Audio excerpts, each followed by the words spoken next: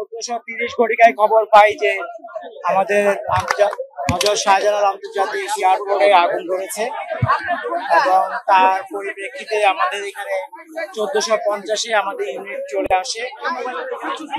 তারপর থেকে আমাদের ফায়ার ফাইটিং এর কাজগুলো শুরু হয়েছে। আমরা যখন আসি তখন ইতিমধ্যে আমাদের এখানে এভিয়েশনের যে তাদের ফায়ার ফাইটিং ভেহিকেল ছিল সেগুলিও কাজ করছিল। এখন পর্যন্ত আমাদের 37টা ইউনিট কাজ করেছে এবং এর মধ্যে এখন পর্যন্ত আমাদের জানার মধ্যে কোনো নিহত নাই। আর আমরা 2118 অর্থাৎ রাত 9টা 18-র সময় আগুন নিয়ন্ত্রণে দিয়েছি। বর্তমানে আমরা নির্বাপনের কাজ করছি। আগুন আমাদের সম্পূর্ণ নিয়ন্ত্রণে আছে, আগুন আর বাড়ার কোনো সম্ভাবনা নাই। আমরা এখন শুধু নির্বাপনের কাজটা করে যাচ্ছি। আর আপনারা জানেন ইতিমধ্যে আন্তর্জাতিক এবং ডোমেস্টিক ফ্লাইট কিন্তু চালু হয়ে গিয়েছে, অলরেডি চালু হয়ে গিয়েছে। এবং আমাদের এখন পর্যন্ত আমাদের হিসাবে আমাদের 2 জন ফায়ার ফাইটার আহত হয়েছে। আমরা শুনেছি আনসারের কিছু সদস্য সম্ভবত প্রাথমিকভাবে আহত হয়ে থাকতে পারে, আমরা সংখ্যাটা এখনো কনফার্ম না। আর আমাদের যে জায়গায় আগুনের ঘটনা, এটা হচ্ছে আমদানি কার্গো যে রাখার জায়গা, আনুমানিক 400 গজ বাই 400 গজের মতো জায়গা, যেখানে খোলা জায়গায় এবং বদ্ধ জায়গায় বা বিভিন্ন স্টোরে বিভিন্ন মালামালগুলি রক্ষিত আছে এবং আমরা সেগুলিতেই আগুন নিবানোর কাজ করেছি। এই ছিল আমাদের পক্ষ থেকে, আমরা এখনো কাজ করে যাচ্ছি। আমরা আগুন সম্পূর্ণ নিভানো না পর্যন্ত, নির্বাপন না হওয়া পর্যন্ত এখানে থাকবো। নির্বাপনের পর আমরা কর্তৃপক্ষকে দায়িত্ব হ্যান্ড ওভার করে আমরা চলে যাব। আপনারা একটু বলতে চাই, আমাদের এই কাজে বাংলাদেশ সেনাবাহিনী, পুলিশ, বিজিবি, আমাদের বিমান বাহিনী এবং নৌবাহিনীর সদস্যদেরকে আমরা দেখেছি, তারা বিভিন্নভাবে আগুন নিবানোর কাজে আমাদের সহযোগিতা করেছে। সবাইকে আমি আন্তরিক ধন্যবাদ জানাচ্ছি। আগুনের সূত্রপাতটা আমরা এখনো এটা আসলে আগুন নিবানোর পরে এটা বলা যাবে তদন্ত সাপেক্ষে, এখন আমরা এটা বলতে পারছি। আসলে আগুন নিভাতে এসে না, সবচেয়ে বড় প্রবলেম ছিল হচ্ছে বাতাস। আপনারা দেখেছেন যেহেতু এটা খোলা জায়গা, প্রচুর বাতাস ছিল, ফলে অক্সিজেনের একটা প্রাপ্তি সবসময় ছিল, যেটা আগুনকে জ্বালাতে সহযোগিতা করে। যে কারণে আপনারা অনেক উপরে পর্যন্ত ধোঁয়া দেখতে পেয়েছেন। নিচে হয়তো আগুন অল্প, কিন্তু বাতাসের কারণে আপনাদের কাছে মনে হচ্ছে অনেক বড় উপরে ধোঁয়া উঠছে। ও বাতাস একটা আমাদের সমস্যা ছিল, বাতাসের উইন্ড ডিরেকশন।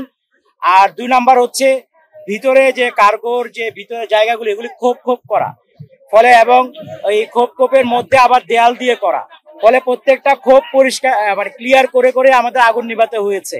এটা আমাদের একটা ডিফিকাল্টিস ছিল।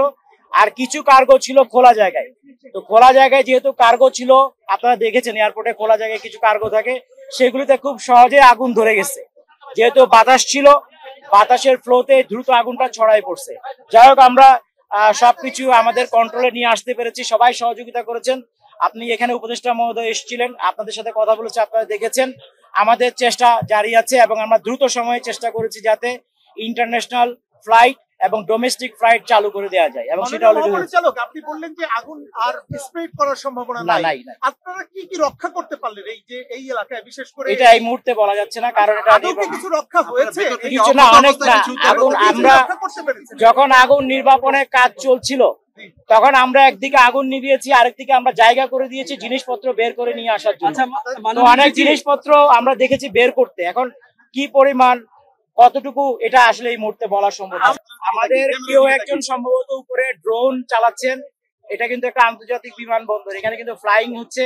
কারো যদি ড্রোন উপরে থেকে থাকে, অনুগ্রহ করে একটু নামানোর ব্যবস্থা করে, এটা কিন্তু আইন বিরুদ্ধ।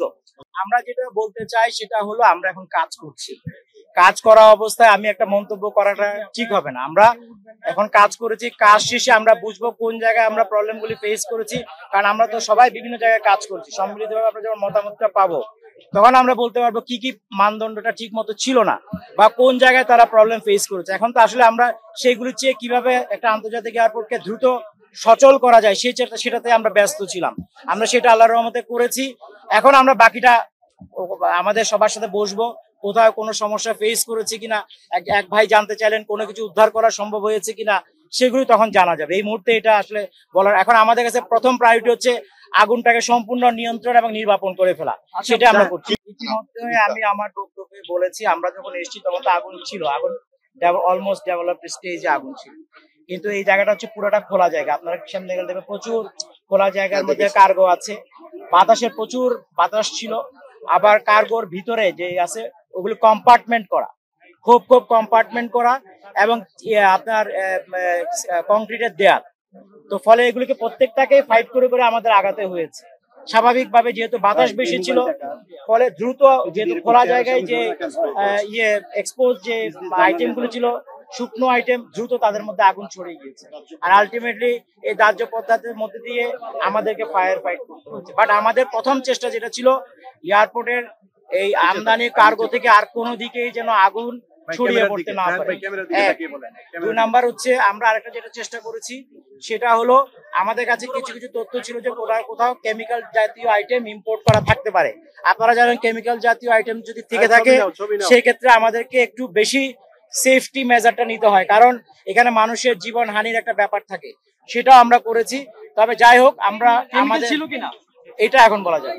তবে কিছু কিছু নীল ফ্লেম আমরা দেখেছি, কিন্তু তার মানে যে কেমিক্যাল ছিল এটা বলা যাবে না। এটা আমরা যখন নির্বাপন হবে তখন আমরা ওভারঅল এটা বলতে পারবো আসলে কোন কেমিক্যালের। আনুমানিক নির্বাপনে আর কত সময় লাগতে পারে? না, এরকম কোন মেসেজ আমি পাই আর বেশিক্ষণ না, কারণ আমরা অলরেডি আমাদের পুরো কন্ট্রোলে চলে আসছে। এখন ছোট ছোট পকেটে কিছু কিছু যে কাপড় আছে, হাফ এন আওয়ারে বেশি লাগবে।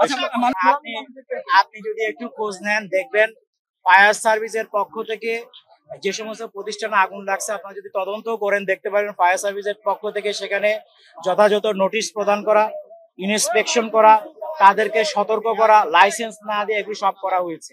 কিন্তু আপনাকে বলার পর আপনি যদি আইন না মানেন, তাহলে আইন না মানার জন্য যাদের দায়িত্ব তাদেরকে এটার বিরুদ্ধে ব্যবস্থা নিতে হবে।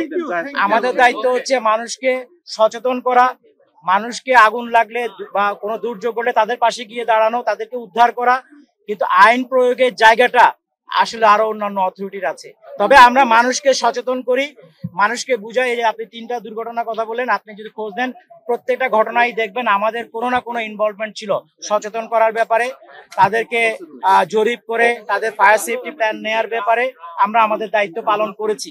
তবে আপনি এটা বলতে পারেন সমন্বিত একটা চেষ্টার মনে হয় খুবই প্রয়োজন।